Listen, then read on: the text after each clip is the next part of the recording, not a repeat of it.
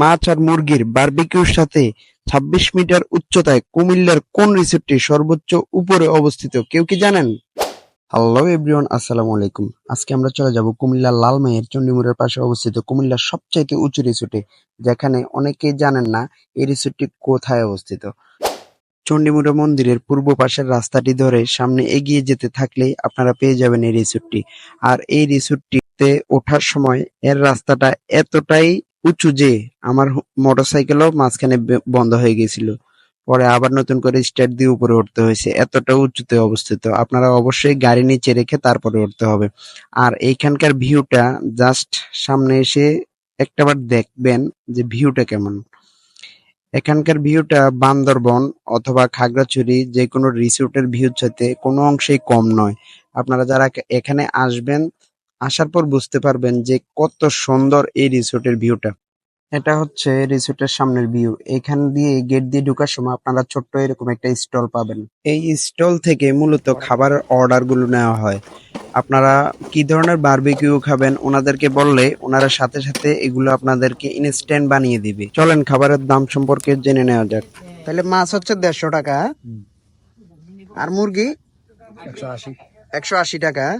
এখানে মাছের বারবিকিউটা আপনারা পাচ্ছেন ১৫০ টাকায়, আর চিকেন বারবিকিউ পাচ্ছেন ১৮০ টাকায়। এখানে অর্ডার করার পর কিছুটা সময় অপেক্ষা করা লাগে। অর্ডার করার পর ওনারা এটা বানিয়ে দেয়। এখানে গাছে ঝুলানো একটা আনকমন বিষয় দেখতে পেলাম, সন্ধ্যা ৬টার পরে নারী প্রবেশ নিষেধ। আর যদি নিজ দায়িত্বে প্রবেশ করানো কোনো সমস্যা নেই, সাথে আবার কাজী অফিসের লিফলেট দেওয়ানো আছে, কাজী মোহাম্মদ নিজামুদ্দিন নিজ দায়িত্বে ওনারা বিয়ে পড়াইয়া দিবে। এটার এরিয়া এখানেই শেষ নয়, এটার উত্তর পাশে ব্যাপক এরিয়া জুড়ে এই রিসোর্টের অবস্থান। তো যেহেতু ওইদিকে আরো এরিয়া আছে, আমরা ঘুরে আসার সিদ্ধান্ত নিলাম। ওই পাশের রাস্তাটা আরো বেশি সুন্দর।